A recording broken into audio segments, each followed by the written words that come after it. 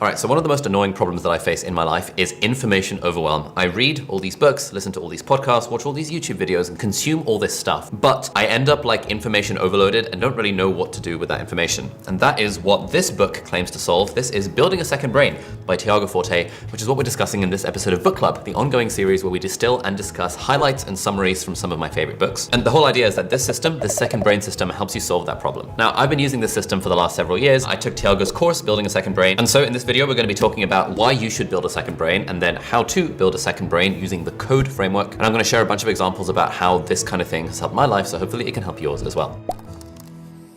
All right, so let's start with the question of what is a second brain and why should you have one? And to answer this, we need to start from the root problem, which is this idea of information overwhelm. We all have these like dozens and dozens, apparently 34 gigabytes a day of information is what we consume. There was this other news article that said we consume the equivalent of 174 full newspapers every single day of our lives with all of the content that we get deluged with. Now, the easy solution to this problem of information overload is to write things down. And honestly, this is the first step that most of us don't even take. We don't bother to write things down. If you listen to something in a podcast or you come across a quote or you have an interesting thought or you think of an interesting story that happened in your life or an anecdote, we tend not to default to, I should probably write this down somewhere. We tend to think, oh, I will just remember the thing. If it's from a podcast or a video, you think, yeah, I'm going to apply it to my life, and you never end up applying it to your life. Now, if we do decide to write things down as a way of combating information overload, one old school way of doing that is called a commonplace book. This is the sort of thing that like the great artists in our time and before used to use to write their thoughts down. You've got people like Taylor Swift who talk about how whenever they have an interesting thought in their day-to-day life, they write it down. You've got comedians like Jerry Seinfeld who say that whenever they think of something interesting or a funny little quip in the shower, they make sure to write it down on a piece of paper.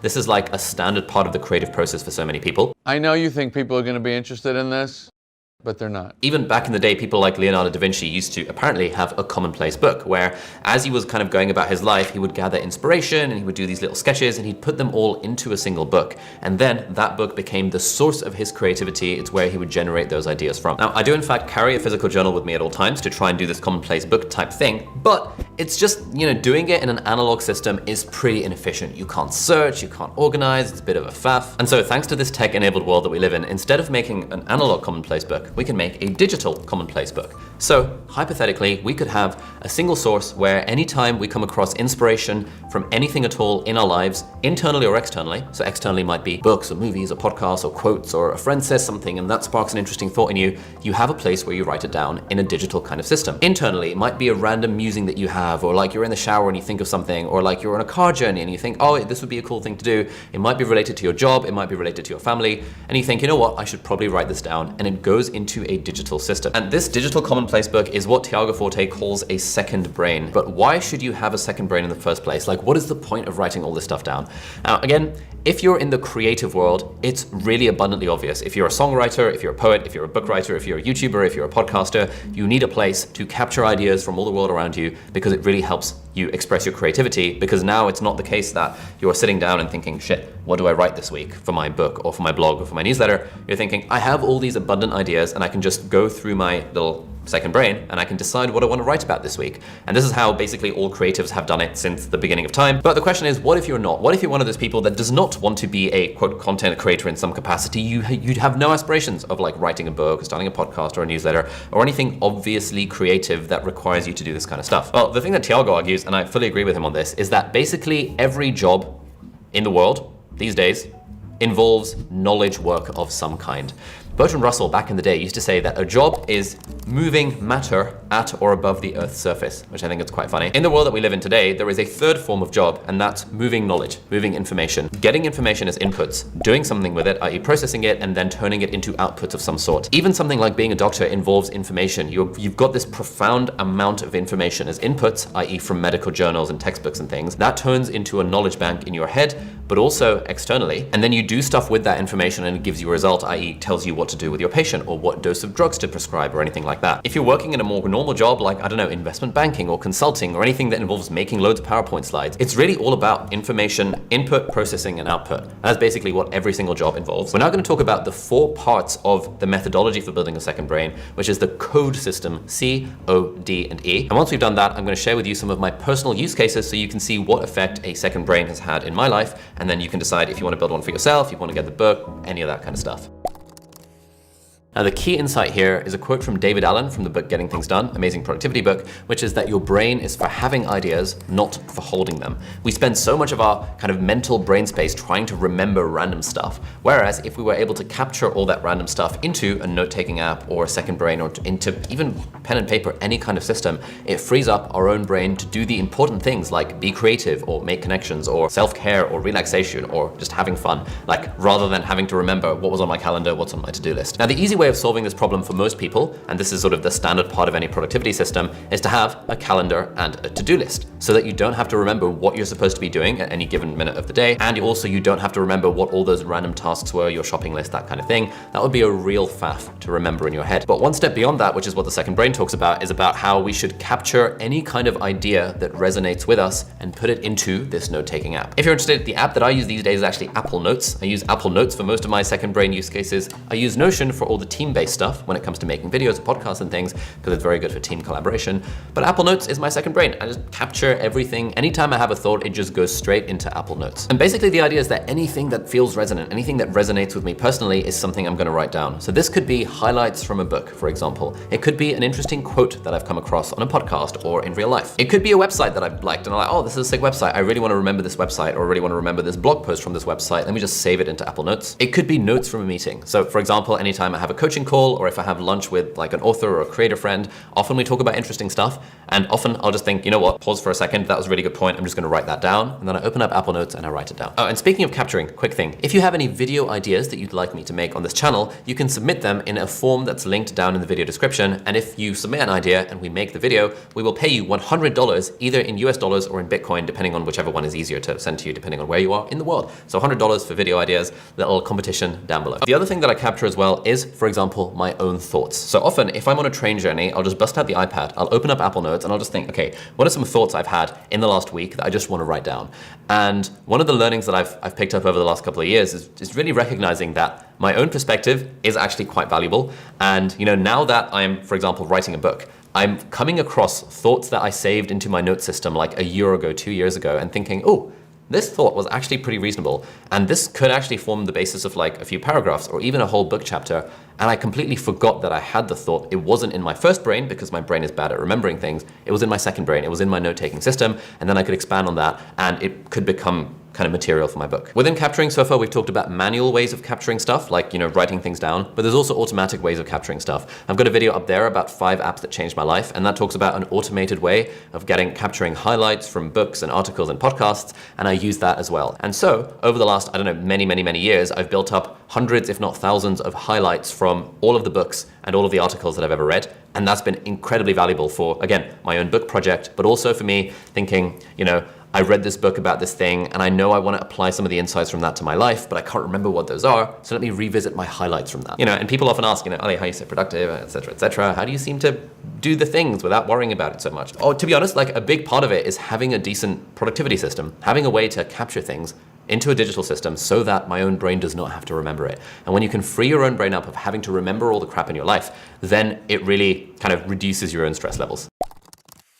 All right, so the next step of the code framework is organize. Now the idea here is now that we've captured all this stuff into this big ass inbox, we now want to organize it in some capacity. Now the wrong way, as Tiago says, the wrong way to organize notes is in terms of where you found them. So people will be tempted to be like, I want to have a book notes folder. I want to have a podcast notes folder. I want to have a lesson notes folder. And the problem with that is that it's just not particularly useful unless you decide one day, I just want to happen to look through my book notes. You're probably not going to look through your book notes because we don't have that much time in our lives to revisit the stuff that we once thought was useful. Instead, what Tiago suggests, and he talks about it extensively in the book, which kind of gives a whole system for this, is to organize things by actionability. Where will I potentially use this information?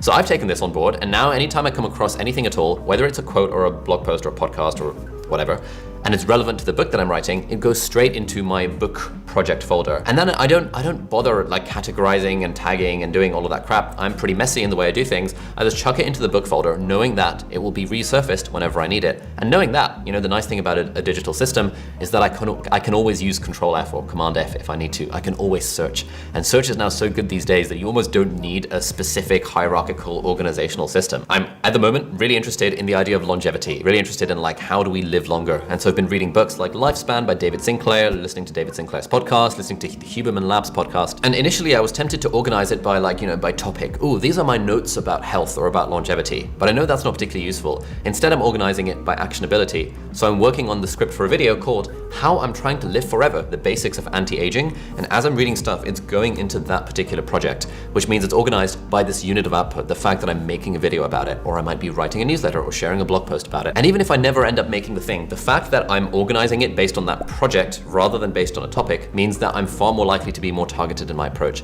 This is the advice I give to students at university and students in school writing essays. It's actually not very helpful to think, I'm going to study philosophy today, or I'm going to study biochemistry today, because it's like, how do you know? What are you going to do? What are you going to work on? It's really hard to figure out what that means. But if you organize your notes in the sense of, I need to answer the question of what is the structure and function of the sodium-potassium pump.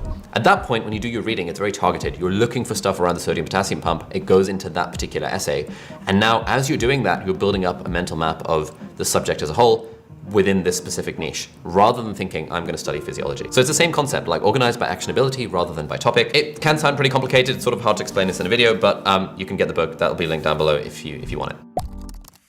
At this point, we have captured loads of stuff, we've organized it by actionability, but now we're left with this mess. There's random quotes, random highlights, random blog posts. How do we know what the important essence of that thing is? And that's where distilling comes in. Basically, Tiago talks about this whole method called progressive summarization, which is basically like highlighting, but like highlighting on steroids. Loads of us used to highlight and stuff when we were in school. It's not particularly effective for retention in your own personal brain, but it is effective for flagging up the areas which are particularly important. And in the book, he's got a bunch of specific examples about how to do this. He also talks about this in his really expensive online course. I took this course and I was a mentor on that course. I'll put a link down below if you want it.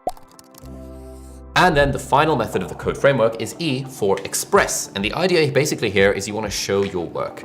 Now, what am I doing? Here I am expressing, I am converting my knowledge of personal knowledge management and reading this book and my favorite highlights and stuff from this book into a video. This is me expressing, this is me showing my work. But if I wasn't making a video, if I wasn't a YouTuber, there are loads of other ways to express work as well. And really that's the whole point of this second brain system at the end of the day. It's all well and good, like hoarding ideas and keeping them in our own note-taking app. But unless we're expressing those ideas in some way, unless we're sharing those ideas with the world, unless we're using them to create something or make something of value, they're kind of useless. I mean, I guess you could just sort of hoard the knowledge and then you could apply it to your own life, but it's way nicer if you can share it with other people. And basically the point that Tiago makes is, again, almost every job involves expressing in some capacity. If you're a management consultant and you're making a PowerPoint slide deck, you are expressing, you are creating something. That is your output from all of that information you've inputted and then you've then processed. If you're an investment banker, you're creating something, i.e. your trading strategy. If you're a musician, obviously you're creating stuff, an artist, a writer, a photographer, you are creating these tangible units of output. And that's the whole idea behind this whole framework. Capturing, organizing, and distilling ultimately helps us express, it helps us show our work, it helps share our creativity, share whatever the thing we've been working on with other people. And being able to do it with a digital commonplace, a second brain, a digital note-taking system that brings all the ideas together makes it way easier, way less friction, and way less stress to do all of that stuff, which is an important part of our jobs anyway. I want to now just share a couple of ways in which the second brain has really helped me in terms of helping me be more productive, but also be more creative and help my life become basically a lot less stressful. And the first one is the idea of slow burns versus heavy lifts. Before I discovered the system, when it came to making YouTube videos, for example, or when it came to working on any kind of project, at the time I was working on a bunch of publications that I was trying to go for because I was applying for medical specialty training, etc., etc. I used to think of those things as a very heavy lift project. It was like, okay, I need to sit down and make a video this week. What's the video going to be? All right, let's do it. I need to sit down and bash out this presentation I'm doing for the European Society for Gynecological Oncology and figure out what I'm saying about this thing. But one of the things that the course taught me, and he talks about this in the book as well, is the idea of slow burns. What you can do is work on multiple projects in parallel. So right now I've got about 8 video ideas that I'm slowly tinkering with and working on. I've got various book chapters that are in various stages of completion. Back in the day when I was in medicine, I had a bunch of medical projects that were at various stages of completion. And the idea is, as I'm going through my life, as I'm coming across interesting information that I can put into these projects, it's going into my system and it's going into the projects. And therefore all of the projects are on a bit of a slow burn, and they sort of simmer away and get slowly, progressively more cooked over time. which means when it comes to sit down and actually turn it into a book chapter, or turn it into a video, or turn it into a presentation or a poster for a medical conference, it means most of the work has already been done, and now my job is to just assemble things. And secondly, the system has also really helped with my own teaching work. Like, I enjoy teaching. Teaching is my jam at the end of the day, whether it's making videos or going on podcasts or doing workshops in real life. You know, the other day I was doing a real life talk for for 100 students of a part-time YouTuber academy, and I had about, I don't know, 2 minutes to prepare the talk, and I just went through my app thing. Off the top of my head, I came up with a few bullet points, found some supporting evidence in the second brain, and now the talk was ready within 2 minutes while I was in an Uber on the way to the conference venue. And if you like this video, you might like to check out this over here, which is my long-form interview with Tiago Forte on my Deep Dive podcast. That'll be on the Deep Dive YouTube channel. Or alternatively, if you're interested in building your own productivity system, you should check out this video over here, where I break down how mine works and talk about how second brain physically and digitally ties into that productivity system. So thank you so much for watching. Do hit the subscribe button if you aren't already, and I'll see you in the next video. Bye-bye.